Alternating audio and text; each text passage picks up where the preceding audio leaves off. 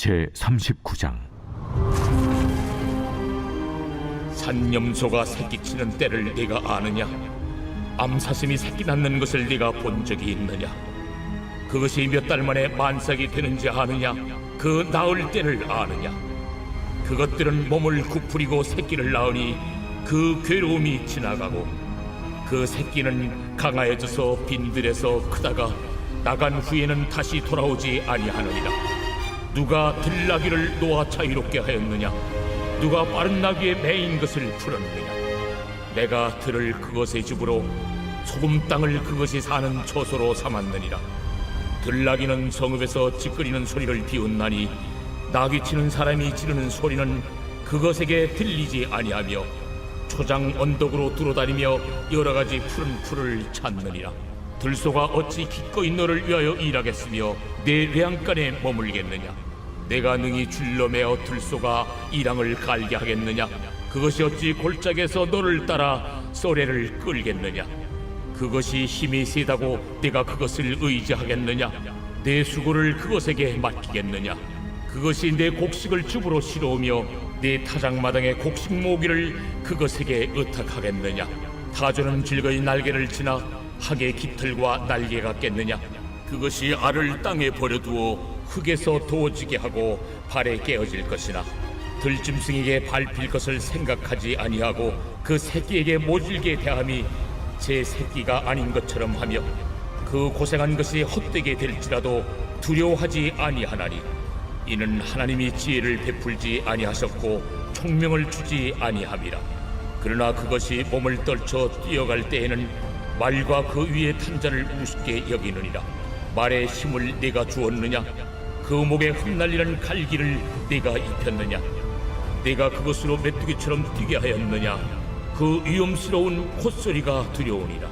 그것이 골짜기에서 발굽질하고 힘있음을 기뻐하며 앞으로 나아가서 군사들을 맞되 두려움을 모르고 겁내지 아니하며 칼을 대할지라도 물러나지 아니하니 그의 머리 위에서는 화살통과 빛나는 창과 투창이 번쩍이며 땅을 삼킬듯이 맹렬히 성내며 나팔소리에 머물러 서지 아니하고 나팔소리가 날 때마다 힝힝 울며 멀리서 싸움 냄새를 맡고 지휘관들의 호령과 외치는 소리를 듣느니라. 내가 떠올라서 날개를 펼쳐 남쪽으로 향하는 것이 어찌 내 지혜로 말미암음이냐?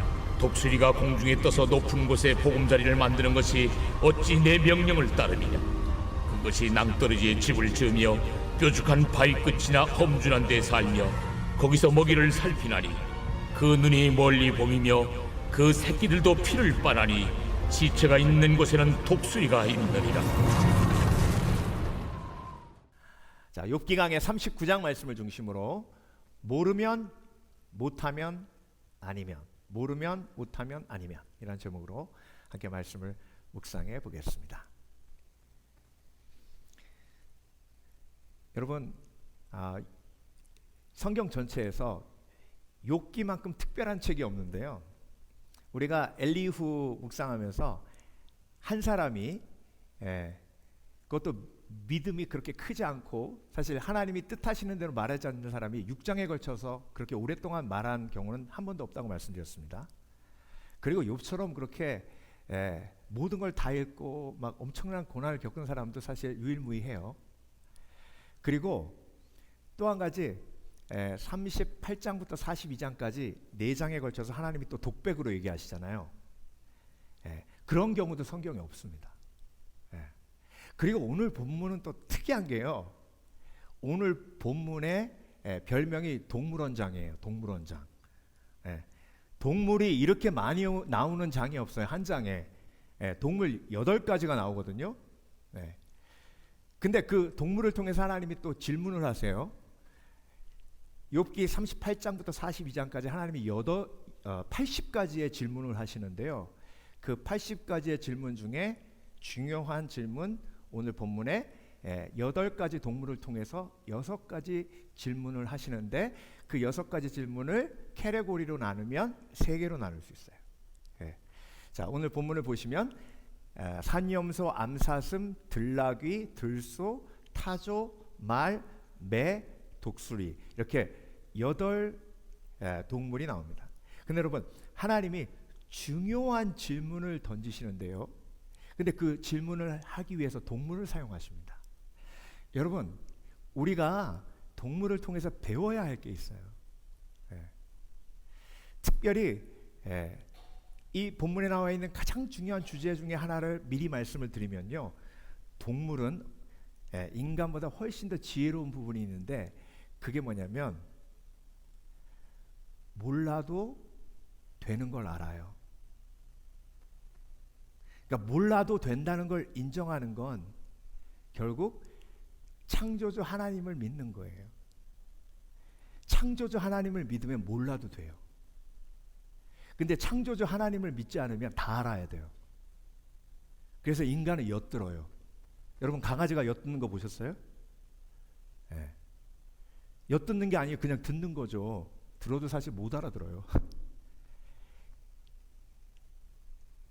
왜냐하면 욥기 전체에 흐르는 주제 중에 하나가 욥의 세 친구, 그렇죠? 욥의 세 친구와 엘리후. 욥의 세 친구와 엘리후와 욥이 가장 큰 대조를 이루는데, 그 대조가 뭐예요? 욥의 세 친구와 엘리후는 뭐라 그래요? 나는 안 돼요. 네가 왜 고난 받는지도 알고, 그리고 네가 고난에서 벗어나려면 어떻게 해야 되는지도 알고. 그래서 욥의 세 친구는 처음부터 끝까지 안 돼요. 근데 욥은 처음부터 끝까지 뭐라 그래요? 모른대요. 나의 가는 길을 오직 그가 아시나니 그가 나를 연단하신 후에 내가 정금같이 나오리로다. 그러니까 욥은 처음부터 끝까지 모른대요. 그래서 여러분, 이해로 사는 사람의 특징이 뭐냐면 처음부터 끝까지 아는 척해요. 아, 그거 이러면 돼. 아, 이거 이러면 돼. 왜? 모르는 것처럼 불안한 게 없으니까. 그런데 믿음으로 사는 사람은요, 모른다고 말할 수 있는 용기가 있어요. 왜? 나는 모르는데 누구는 알아요? 하나님은 알아요. 그래서 오늘 동물을 하나님이 예로 드시는 거예요. 산염소가 뭘 알아요? 암사슴이 뭘 알아요? 폭풍이 언제 올지 뭘 알아요? 들나귀가 내일 무슨 일이 벌어질지 뭘 알아요? 아무것도 몰라요. 근데 아무것도 모르는데 살아남잖아요. 아무것도 모르는데 굶지 않고 먹잖아요. 그건 누가 다스리고 계시기 때문이에요. 하나님이 다스리고 계시기 때문이에요.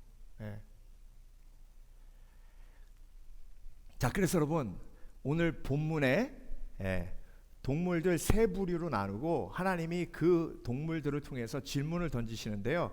자, 그 질문에 대해서 우리가 깨달아야 하는 것이 있습니다. 그게 뭐냐면 하나님이 설명하시죠. 그렇죠? 계시하시고 그리고 명령하세요. 이것도 하나님의 말씀입니다. 그런데 질문도 하나님의 말씀이에요. 그렇죠? 그러면 설명하면 내가 아멘으로 화답하면 되고, 질문하면 어떻게 해야 돼요? 대답해야 되죠. 자, 말씀으로 아멘하면 말씀에 복이 임하고 교훈과 책망과 바르게 함과 의로 교육하게 유익한 하나님의 은혜가 임하고, 질문에 내가 답하면 동일하게 교훈과 책망과 바르게 함과 의로 교육한 말씀의 축복이 나에게 임할 줄 믿습니다. 그래서 여러분, 미꾸라지 같이 빠져나가지 마시고 오늘 하나님이 질문하시면 대답하세요. 준비되셨습니까? 하나님이 산염소와 암사슴을 통해서 뭐라고 질문하시느냐? 산염소가 새끼치는 때를 내가 아느냐? 아세요? 모르세요? 모르시죠? 그럼 모르신다고 하세요. 몰라요. 이렇게 크게 잘하셨어요. 아주 새색시처럼 얘기하시네. 잘하셨어요. 암사슴이 새끼 낳는 것을 내가 본 적이 있느냐? 아니요. 아니요. 자, 들나귀에 대해서 물어보시는데요. 누가 들나귀를 놓아 자유롭게 하였느냐? 누가 빠른 나귀에 매인 것을 풀었느냐? 여러분, 들나귀는 집나귀가 아니에요. 들나귀는 들에서 생활하는 나귀예요. 근데 그 나귀를 누가 자유롭게 했냐고 물어보세요. 아세요? 모르시죠? 근데 하나님 설명해 주셨어요. 이 질문은 내가 그랬다. 내가 자유롭게 했다. 그러니까 여러분, 하나님이 사슴 이야기, 그 다음에 염소 이야기, 그리고 나귀 이야기를 통해서 너는 아느냐라고 물어보고 있습니다. 그러면 우리는 뭐라고 대답해야 돼요? 몰라요. 모르는 사람은 믿음으로 살고 아는 사람은 이해로 삽니다. 모르는 사람은 믿음으로 살기에 모르기 때문에 기도하지만 아는 사람은 기도할 필요 없어요. 자, 그래서 여러분, 내가 아느냐라고 물어봤을 때 내가 모릅니다 하면 그 다음에 뭘로 연결돼야 돼요? 기도로 연결돼야 돼요. 산염소가 임신해서 그 새끼를 낳는데 너무 고통스러워요. 그런데 새끼만 딱 낳으면 그 고통이 사라져요. 고통이 얼마만큼 지속될지 우리는 몰라요. 누구만 아세요? 하나님만 아세요. 근데 새끼는 낳아서 나와요. 하나님이 다스리셔서. 그래서 여러분, 내가 오늘도 하나님이 아느냐라고 물어보실 때 몰라요 대답하면 성령께서 나에게 뭐라고 말씀하세요? 그러니까 기도해야지. 그러니까 기도해야지. 그래서 나의 미래도 모르고 그리고 어떻게 하면 자유를 얻는지도 모르잖아요. 진리를 알지니 진리가 너희를 자유케 하리라라는 말씀은 알지만 그러면 그 말씀이 내 삶 속에 어떻게 연결되어 내 삶 속에 참된 진리가 임할지 우리는 몰라요. 그러니까 하나님 앞에 나아가 기도하며 모름에도 불구하고 하나님이 선하신 삶으로 우리를 인도하고 계시고 역사하고 계심을 내가 믿음으로 결단하고 나아가게 하는 것이 아느냐라는 질문이에요. 여러분, 앞에 있는 사람 아세요? 몰라요. 30년을 같이 살아도 모른대요. 그게 정답이에요. 30년을 같이 살아도 몰라요. 모르니까 기도할 수밖에 없어요. 그래서 여러분, 믿음으로 사는 사람은요, 이해로 살지 않아요. 믿음으로 사는 사람은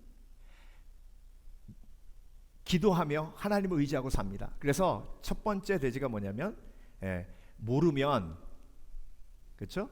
아시는 사랑의 하나님을 믿으라. 안다는 교만은 내가 나를 믿게 만드는 거예요. 자, 그래서 지적 동의의 순종은 상이 없어요. 믿음의 순종은 상이 있어요. 지적 동의는 내가 설명 들어서 이해한 다음에 움직이는 거예요. 여호수아야, 내가 지금 여리고성이 앞에 있는데 말이야, 싸우면 사람들이 많이 죽잖아. 그러니까 그냥 여리고성을 무너뜨릴 수 있도록 내가 너한테 방법을 가르쳐 줄게. 7일 동안 여리고성 한 번씩 돌고 마지막에 7번 도는데 7일을 성실하게 돌아야 마지막 날 7번 돌 수 있는 시간을 계산할 수 있어. 알겠어? 무슨 얘기인지 알겠지? 그러면 하루라도 성실하게 안 돌면 안 되지. 그렇게 하면 여리고성 무너져. 하나님 이거 너무 좋은 아이디어시네요. 알겠습니다. 이렇게 해주시면 얼마나 좋아요. 이건 그런데 지적 동의이기 때문에 이렇게 해서 순종하면 상이 없어요. 이렇게 해서 순종하면 악한 영이 나도 하겠다 그래요. 그러니까 악한 영을 결박하는 건 믿음이에요. 그래서 하나님은 설명하지 않으시고 모르는 상태로 그냥 내버려 두시고 뭐라 그래요? 몰라도 된다. 자, 제가 몰라도 된다 그러면 아멘 하셔요. 몰라도 된다. 엄청난 믿음이에요. 엄청난 믿음. 어떤 시골에 청년이 있었는데요, 어머니가 아프신 거예요. 그래서 어머니 봉양하면서 약값을 대는데 집안에 있는 거 다 팔았는데 이제 더 팔 게 없는 거예요. 마지막 남은 게 뭐냐? 어머니 결혼 반지, 금반지. 아휴, 이거 팔아가지고 약 사면 그 다음은 어떻게 해야 되지? 그러고 약 사러 호주머니에 넣었는데 호주머니에 빵꾸 나가지고, 예, 금반지가 나와가지고 때르르 굴러가가지고 호수에 퐁당 빠진 거예요. 거기 뚝에 앉아가지고 우는 거예요. 하나님, 이러실 수가 있습니까? 우리 어머니 마지막 남은 거 이거라도 약이라도 사면 두세 달은 더 버티실 텐데 약 없으면 엄마 죽는데 하나님 어떻게 해요? 어떻게 해요? 어떻게 해요? 나 어떻게 해요? 그랬더니 성령께서 바켓으로 물 퍼내라 그러더래요. 그래서 사탄아 물러가라. 그랬더니 사탄아 물러가라. 예. 뭘 미친 짓을. 그런데 성령께서 계속 하라고 하니까 어떻게 해야 돼요? 예, 성령의 감동은 한 번 얘기하시는 게 계속 하시는 거예요. 계속 퍼내라 그러니까 이 친구가 들어가가지고 그 물 퍼낸 거예요. 하루에 몇 시간씩 가가지고. 그러니까 동네 사람들이 뭐라 그래요? 미쳤다, 미쳤다, 미쳤네. 어머니 병간호하다가 애가 미쳤어. 예. 근데 그 마을에 서울에서 여행 온 사람들이 와가지고, 예, 잠깐 묵어가는데 사람들이 수군거리는 거 들어보니까 그 미친 청년 얘기를 한 거예요. 그래서 그 사람들이 가서 이렇게 보니까 진짜 그걸 퍼내고 있거든. 그래서 그거 저기 호수 다 퍼내려고 그랬더니 네 그랬더니 미쳤네, 미쳤어. 그런데 한 사람이 내려가가지고 도대체 왜 그러냐 그랬더니 그 반지 얘기를 한 거예요. 그 얘기를 들은 사람이 너무 감동해가지고, 네, 어느 회사 사장님인데 내가 어머니 치료받을 때까지 치료비 다 되겠다고. 네.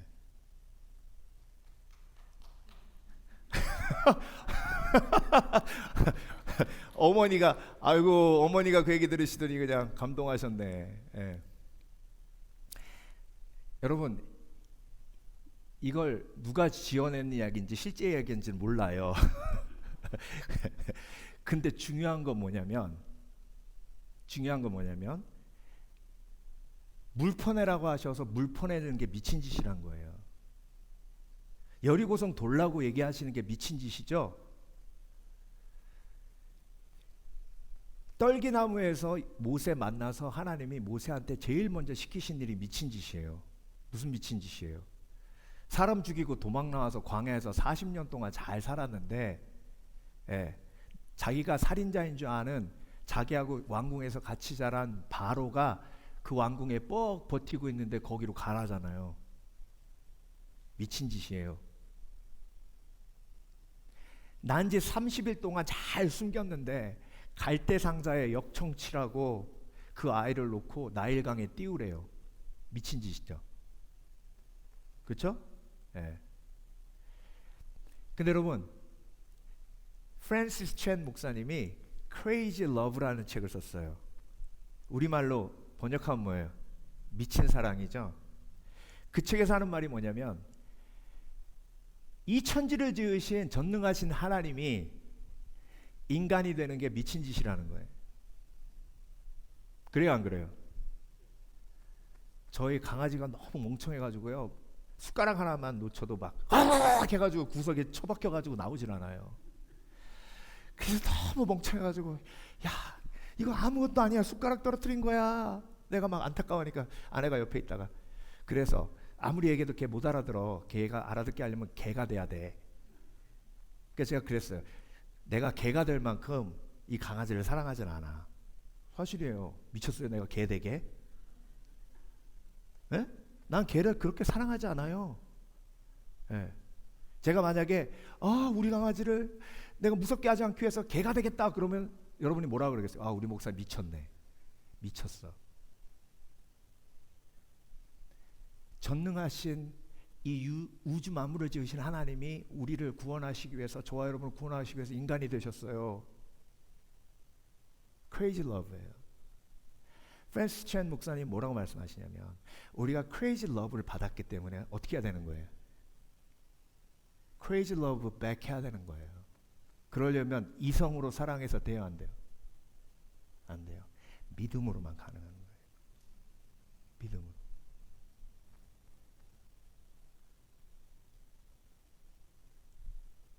그래서 여러분, 우리는요 인생을 살아가며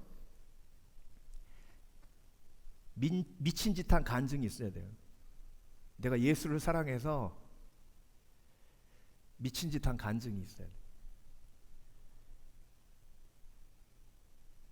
제가 한 목사님 얘기했었잖아요. 저희 아내가 가끔 그 예화를 써먹는데, 사모님이 굉장히 아파가지고 힘이 없어서 막 힘들어하면서 커피를 한 잔 마시는데, 그 시애틀에서 먹었던 그 커피 너무 생각난다, 너무 생각난다 그랬대요.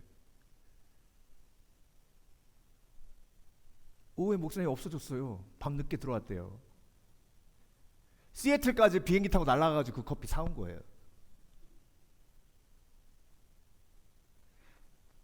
우리 권사님 지금 말씀하셨어요. 미쳤네. 미쳤네. 맞아요. 미친 거예요. 미친 거예요. 근데 여러분, 우리가 미친 사랑을 받았잖아요. 그러면 우리도 인생을 살아가며 한두 번쯤은, 매일 미치다 진짜 미칠 수도 있으니까 한두 번쯤은 내 간증이 있어야 되잖아요.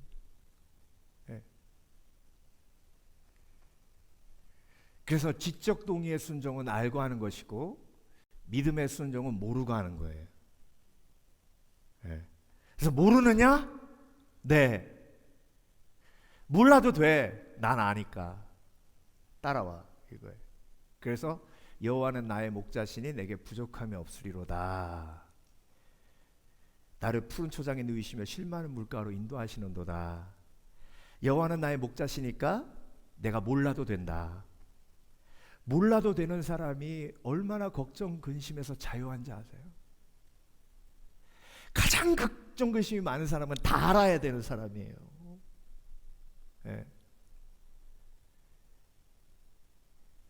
그래서 애들 일기장 훔쳐보시는 분들, 걱정 근심 엄청 많은 분들이에요.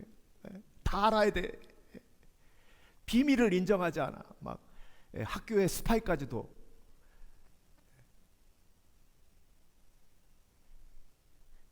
근데 여러분, 하나님은 몰라도 되는 걸 우리에게 너무나 많이 허락해 주셨어요. 동물 보고 배워야 돼요. 세상에 오죽하면 개팔자가 상팔자란 말이 나왔겠어요. 몰라도 평안해요. 하나님이 그래서 오늘 동물 8가지를 쭉 얘기하시면서 욥의 세 친구와 엘리오를 부끄럽게 만드시는 거예요. 자, 이제 세 번째 들소가 나오는데요. 들소를 통해서 하나님은 또 어떤 질문을 던지실까? 들소가 어찌 기꺼이 너를 위하여 일하겠으며 내 외양간에 머물겠느냐. 여러분, 이 들소를 훈련 잘 시켜가지고 밭가게 만들 수 있을까요? 없어요. 그러니 지금 들소가 밭 가는 걸 한 번도 못 본 거예요, 우리가. 이 집소가 아니잖아요. 들소잖아요. 그러니까 하나님 얘기하시잖아요. 너를 위하여 일하겠으며 내 외양간에 머물겠느냐? 아니요. 하셔야죠. 시작. 아니요. 못합니다. 못해요. 난 못해요. 자, 타조를 통해서 하나님 말씀하신 건 뭐냐면요, 타조가 멍청해요. 얼마나 멍청하냐면 지 알라가지고 지가 안 품고 그냥 땅에다가 던져놔요. 땅이 따뜻하니까 타조알은 그냥 던져놔도 거기에 사막이니까 부화가 된대요. 근데 그렇게 던져놓으니까 지 새끼인지 남의 새끼인지도 모른대요. 헷갈린대. 얼마나 멍청해요. 오늘 본문에 나오잖아요. 그리고 또 그렇게 땅에다가 집어던져 놓으면 동물들이 지나가면서 팍 밟는데, 포크작 해도 타조는 조금도 눈도 끔뻑 안 한대.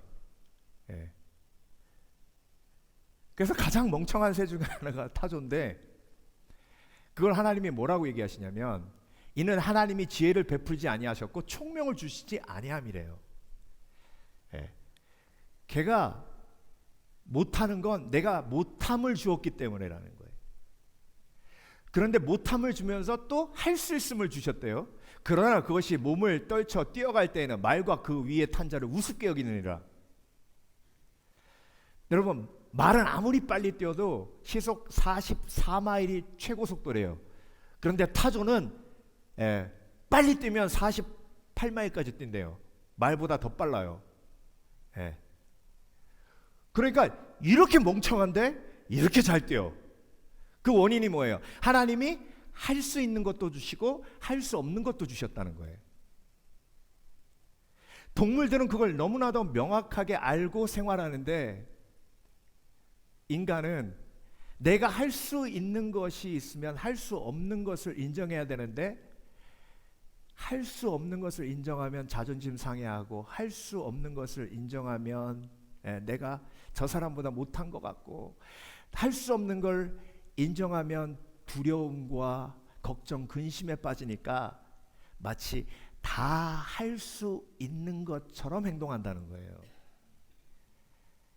그걸 정당화시키기 위해서 제일 필요한 게 뭐예요? 머니, 돈. 그래서 여러분, 하나님이 둘소와 타조를 통해서 우리에게 질문하시는 거예요. 너나 할 수 있는가? 아니요, 하나님. 할 수 있는 것조차 하나님이 도와주시면 할 수 없습니다. 그래서 나는 아무것도 할 수 없습니다. 그래? 네가 못하면 할 수 있는 나를 믿으라. 그래서 나는 포도나무요 너희는 가지니 내가 내 안에 있으면 과실을 많이 맺나니 너희는 나를 떠나서 아무것도 할 수 없느니라. 아멘. 자, 이게 바운드리예요. 예수님께서 말씀하셨어요. 나는 아무것도 할 수 없다고. 내게 능력 주시는 자 안에서 모든 것을 할 수 있지만 하나님이 능력 주시기 전에는 아무것도 할 수 없어요. 이게 믿음이에요. 그러니까 모든 일을 시작할 때 뭐가 전제돼야 돼요? 나는 할 수 없다. 그래서 나는 할 수 없기에 기도하는 거예요. 여러분, 기도 없이 긍정적인 건 믿음이 아니에요. 기도 없이 긍정적인 건 무모한 거예요. 그런데 기도하면서 긍정적이면 그게 믿음이에요. 왜? 나는 할 수 없지만 하나님은 하실 수 있기 때문에. 자, 성경을 보면요, 하나님의 도움이 언제 임하는지 아세요? 하나님의 도우심이 임하는 그 시간이 언제냐면 내가 하나님 앞에 할 수 없다고 말할 때 하나님의 도우심이 임합니다. 하나님은요, 마음으로 생각하는 것보다 우리가 입으로 고백하기를 원합니다. 그래서 여러분, 무엇을 하시든지 먼저 하나님 앞에 하나님, 내 힘으로는 이것을 감당할 수 없습니다 라고 고백하셔서 하나님의 도우심을 끌어당기시는 지혜가 있으시길 주 이름으로 축원합니다. 여호사밧 왕을 볼까요? 역대하 20장을 보면요, 대적이 쳐들어왔어요. 우리 하나님이여 저희를 징벌하지 아니하시나이까? 우리를 치러 오는 이 큰 무리를 우리가 대적할 능력이 없고 어떻게 할 줄도 알지 못하옵고 오직 주만 바라보나이다 하고, 두 가지가 다 나오죠. 나는 능력도 없고 알지도 못하니 오직 주만 바라보나이다. 이러니까 하나님이 지혜를 주셔서 성가대 앞장서서 전쟁에 나가게 하시죠. 그렇죠? 성가대 앞장서는 게 뭐예요? 미친 짓이죠. 미친 짓. 성가대가 뭐 할 줄 알아요. 근데 또 그 성가대도 대단해. 우리를 총알바지로 화살바지로 죽이려고 하느냐? 뭐 이렇게도 안 하고 앞에 가라니까 또 쫄래쫄래 가요. 믿음의 사람은 이해로 살지 아니하고 믿음으로 삽니다. 하나님 앞에 내가 하나님의 도우심을 확 끌어당기는 가장 지혜로운 기도는 하나님, 나는 아무것도 할 수 없습니다. 특별히 여러분, 내 앞에 있는 사람들 온전히 사랑하기 힘들잖아요. 그렇죠? 그거 인정하셔야 돼요. 가장 중요한 영적 전쟁은 가정에서 벌어져요. 가정에서. 그래서 내가 가정 안에 있는 가족을 온전히 사랑하지 못하면 그 영향이 내 삶 전체에 미칩니다. 그래서 그게 영적 전쟁의 핵심이에요. 하나님 오늘도 하나님이 나에게 주신 내 아들이지만, 하나님이 나에게 주신 내 딸이지만, 하나님이 나에게 주신 내 아내지만, 하나님이 나에게 주신 내 남편이지만 내 힘으로 사랑할 수 없습니다. 네. 온전히 사랑하려면 긍휼히 여겨야 되는데요, 긍휼히 여기는 건 그 사람의 아픔을 보는 거거든요. 인간은 모든 면에 자기 아픔만 보이게 돼 있어요. 그걸 극복하게 만드는 게 하나님의 도우심이에요. 영적인 눈을 띄워주셔야 그 사람의 아픔이 보여요. 그 사람의 아픔이 보여야 긍휼이 나가고, 긍휼이 나가야 용서가 가능해집니다. 그러니까 내가 할 수 있는 게 사실 아무것도 없어요. 하나님이 도와주시지 않으면, 심지어 내가 그렇게도 사랑하는 그 사람을 상처 입히는 삶을 살 수밖에 없어요. 마지막으로 이제 말하고 그 다음에 독수리 매가 나오는데요. 하나님이 어떤 질문을 던지시냐면, 마지막 말하고 매, 독수리는 더 쉬워요, 이해하기가. 하나님 뭐라고 그러셨냐면, 말에 힘을 내게 주었느냐, 그 목에 흩날리는 갈기를 내가 입혔느냐? 그럼 여러분 뭐라고 대답하세요? 아니요. 여러분이 말을 만드신 건 아니잖아요. 혹시 여기 말 만드신 분 계세요? 없죠? 하나님이 만드셨잖아요. 그 갈기도 하나님이 만드셨죠. 그렇죠? 독수리, 매에 대해서 하나님 어떤 질문을 하셨냐면, 매가 떠올라서 날개를 펼쳐 남쪽으로 향하는 것이 어찌 내 지혜로 말미암음이냐? 아닙니다, 주님. 내 지혜로 말미암은 게 아니라 하나님의 지혜입니다. 이 질문의 답은 뭐예요? 네가 하나님이냐? 아니요. 나는 하나님 아니고. 네가 주인이냐? 아니요. 내가 주인 아니고. 그럼 누가 주인이냐? 하나님이 이 천지 만물을 만드셨고, 매도 만드시고, 독수리도 만드시고, 그리고 말의 갈기도 하나님이 만드셨기 때문에 이 모든 만물의 창조자는 하나님이시고, 주인도 하나님이시고, 다스리시는 것도 하나님이시고. 그러면 하나님이 하나님이시지 내가 하나님 아니잖아요. 그렇죠? 동물은 이 바운주리가 명확해요. 근데 여러분, 욥의 세 친구하고 엘리후 보세요. 그들의 말을 들어보세요. 누가 하나님이에요? 지가 하나님이에요. 왜? 선악과 따먹고 네가 왜 고난을 당하는지 알아? 네가 왜 이렇게 아픈지 알아? Are you God?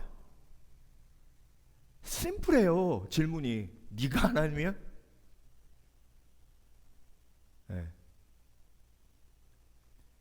여러분, 하나님은 척 보면 아세요. 인간은 척 봐도 몰라요. 깊이 연구해도 모르는데 어떻게 척 보면 압니까? 인간의 비극이 거기 있어요. 여러분, 나는 모르고요, 할 수 없고요, 나는 하나님이 아니에요.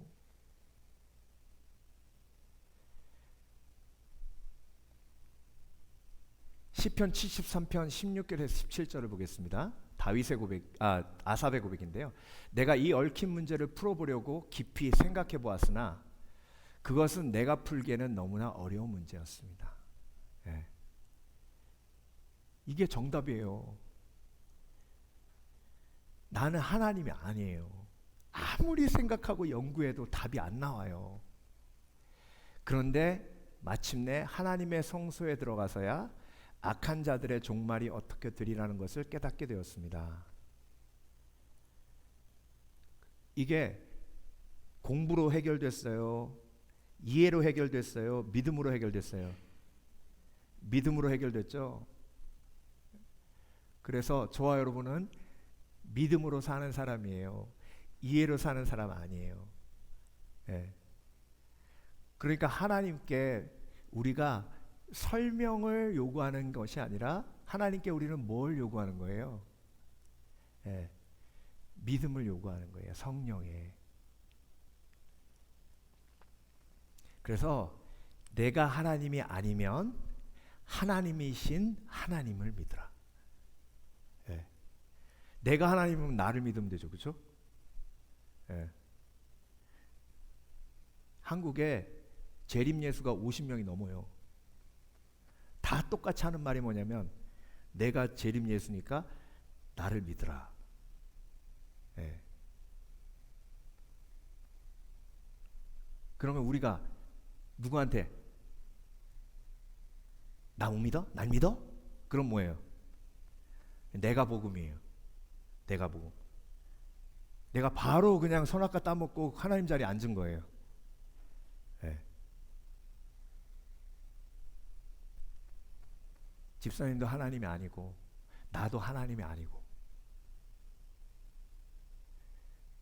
그래서 하나님만 이 모든 걸 알고 계시니 우리가 이해되지 않아도 하나님만 바라봅시다. 네. 시편 131편 1절에서 2절 이게 다윗의 고백이에요. 주님, 이제 내가 교만한 마음을 버렸습니다. 오만한 길에서 돌아섰습니다. 너무 큰 것을 가지려고 나서지 않으며 분에 넘치는 놀라운 일을 이루려고도 하지 않습니다. 이게 여러분 얼마나 중요한지 아세요? 여러분 인간은 인간이기 때문에 하나님이 아니기 때문에 위대한 일을 할 수 없어요. 인정하세요? 아이고 목사님 뭐 저기 뭐 위인들 위대한 일 했는데 하나님이 웃으세요. 그게 하나님이 하신 거지 그 사람들이 한 게 아니에요. 여러분 나는 하나님이 아니에요. 내가 이 땅에 위대한 일을 하기 위해 태어난 게 아니에요. 그러면 우리는 뭐하러 태어났어요? 이 땅에 하나님께 사랑받고 사랑하기 위해 태어났어요. 그 사랑이 실제로 위대한 일이에요. 인생을 가장 피곤하게 사는 사람들이 어떤 사람인지 아세요? 위대한 일을 하려고 하는 사람이에요. 하나님이 원하시는 것은 저와 여러분이 아침에 일어나서 성경 푸고 큐티하며 하나님과 교제하는 사랑의 삶을 살기 원하시지 막 이 땅을 막 들어왔다가 놨다가 들었다가 놨다가 막 나도 D.L. 무디 같은 사도 바울 같이 막 사도 바울만 성경 써 나도 써 막. 여러분 사도 바울이 감옥에서 성경 쓴 건요 그건 정말 작은 일이었어요. 여러분 싸우고 있는 고린도 교회에 사도 바울이 직접 가서 목회를 해도 싸우는데 그거 편지 써가지고 그 싸움이 해결되겠습니까?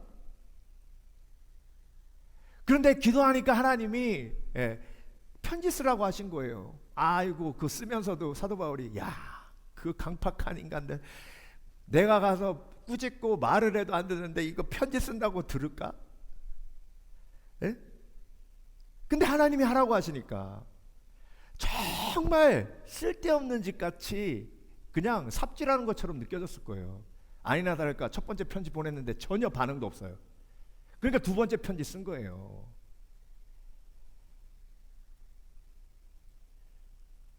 인간이 왜 위대한 일을 하려고 그러는지 아세요? 위대한 일을 하면 내가 더 가치 있는 인생이 된다고 착각하기 때문에 그래요. 여러분 위대한 일은요 하나님의 도우심이 없이는 이루어질 수 없습니다. 결국 위대한 일도 하나님이 하시는 거예요. 근데 성경의 모든 위대한 일은 그때 당시에 위대한 일이 아니었어요. 작은 일이었지. 지나고 나니까 위대한 거예요. 여러분 믿음은요 정말 위대한 일을 하는 게 아니라 작은 일이라도 하나님이 나에게 맡겨주신 일을 신실하게 믿음으로 감당하는 거예요. 그걸 다윗이 깨달은 거예요. 다윗이 뭐 어떤 위대한 일을 하려고 그랬어요? 성전 건축하려고 했잖아요. 그 위대한 일을 하려고 하는데 하나님이 안 된다고 하신 거예요. 자, 이렇게 깨닫고 나니까 어떤 일이 벌어져요? 이렇게 깨닫고 나니까 안 넘어가는데?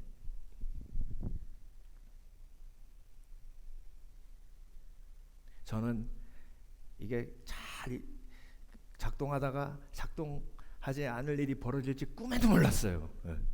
전혀. 아이고. 제가 이렇게 걸려서 넘어질지 꿈에도 몰랐어요. 이거 프리즈 됐나?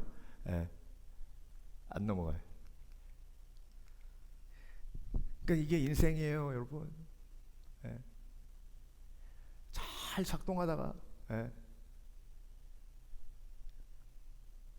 안 넘어가요?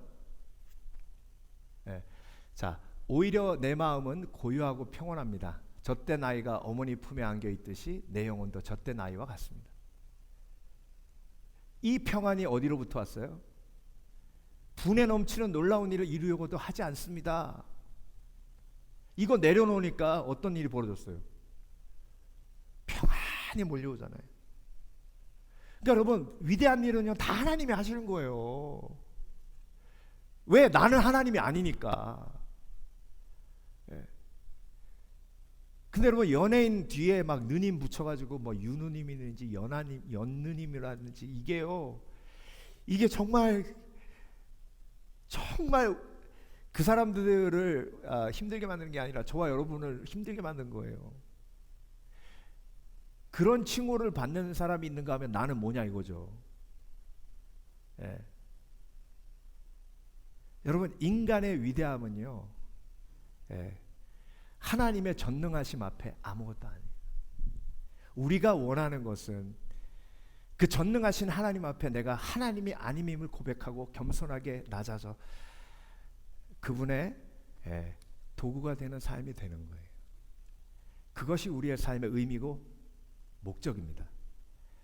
로마서 1장 17절, 복음에는 하나님의 의가 나타나서 믿음으로 믿음에 이르게 하나니 기록된 바 오직 의인은 믿음으로 말미암아 살리라 함과 같으니라. 우간다의 이명년 선교사님이란 분이 계세요. 이 선교사님의 간증 제목이 이래요. 도저히 이해할 수 없지만 나보다 나를 더 잘 아시는 하나님이시기에. 이 제목 때문에 제가 그 간증을 쭉 읽어봤거든요. 그런데 이 선교사님이 원래 몽골 선교사님이었어요. 열심히 사역하는데 아무 이유 없이 추방당했어요. 그러고 나서 하나님이 우간다에 문을 열어주셔서 우간다로 가가지고 수도에서 한 8시간 떨어진 그 오지에 들어가가지고 사람들과 함께 생활하면서 하나님을 열심히 섬겼습니다. 그렇게 한 4, 5년 섬기는데 파송한 교회에서 단기 선교팀이 온다 그래가지고 기쁘게 즐겁게 같이 사역 다 했는데 그 단기 선교팀이 간 다음에 교회에서 연락이 왔대요. 선교 후원을 더 이상 할 수 없습니다. 끝. 그럼 어떻게 해야 돼요, 선교사님? 철수해야 되죠. 나중에 알았대요, 그 이유를. 냉장고가 하나 고장 나가지고 중고로 다른 냉장고를 하나 가져왔는데 그걸 갖고 가면 또 비용을 지불한다 그래서 그 비용이 올 때까지 그냥 내버려 뒀대요. 근데 그 단기 선교팀이 와가지고 보고, 와, 우간다 사람들, 저 밖에 튀는 사람들은 굶어 죽는데 선교사가 냉장고를 2개나 써? 시장에 가가지고 그라지 세일 같은 걸 하는데 보니까 그림이 너무 이쁘더래요. 그래서 그거 3불 주고 2불 주고 3개 정도 사서 딱 놨는데 선교팀이 와서 보기에는 그게 너무 럭셔리하게 보였던 거예요. 동료 선교사님이 너무 아파가지고 그 물 때문에 너무 고생해가지고 그 전에 오는 선교팀한테 정말 깨끗한 미네랄 워터를 좀 한 박스 사달라 그래가지고 프랑스산 그 미네랄 워터를 한 박스 사다가 그분한테 전달드리기 전에 갖다 사왔는데 단기 선교팀이 와가지고 그거 보고 밖에 있는 사람들은 구정물 먹는데 선교사는 프랑스제 미네랄 워터 먹더라. 그래서 선교 서포트가 끊긴 거예요. 당장 비행기 타고 한국 가서 설명하고 싶더래요. 그런데 성령께서 멈춰라. 멈춰라. 하나님, 도대체 제가 가서 설명해야죠. 너무 억울해요. 멈춰라. 나의 선한 계획이 있다. 멈춰라. 간증을 쭉 읽으면 그 위에 어떤 일이 벌어졌는지 나옵니다. 저는 강한 사람이 아니었습니다. 몽골에서 추방당했을 때 제 힘으로는 아무것도 할 수 없었습니다. 사역도 교회도 사람도 지킬 수 없었습니다. 왜 저입니까? 라는 울부짖음만 남았을 뿐입니다. 그러나 하나님은 저보다 저를 더 잘하시고 이미 우간다의 문을 열어두셨습니다. 우간다에서 사역할 때 억울한 오해로 후원이 끊겼을 때에도 저는 해명하고 싶은 마음을 누르며 나는 하나님이 아니다 라는 고백으로 잠잠히 섰습니다. 그 순간 하나님은 전혀 알지 못하던 사람을 통해서 1억 원의 헌금을 예비해 주셨습니다.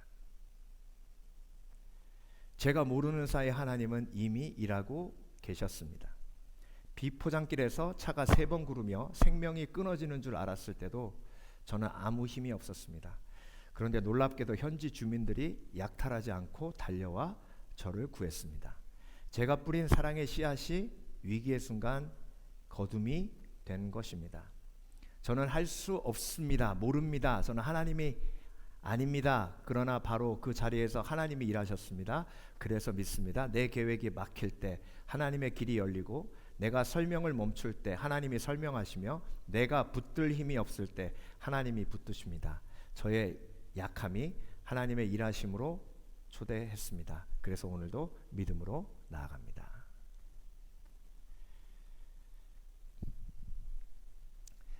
모르면 아는 척하고 살고 못하면 할 수 있는 척하며 살고 아닌데도 주인인 것처럼 사는 불신으로 살지 말고 모르면 못하면 아니면 아시고 할 수 있고 주인이신 하나님을 믿는 믿음으로 살라라는 메시지가 욥기 39장의 말씀입니다.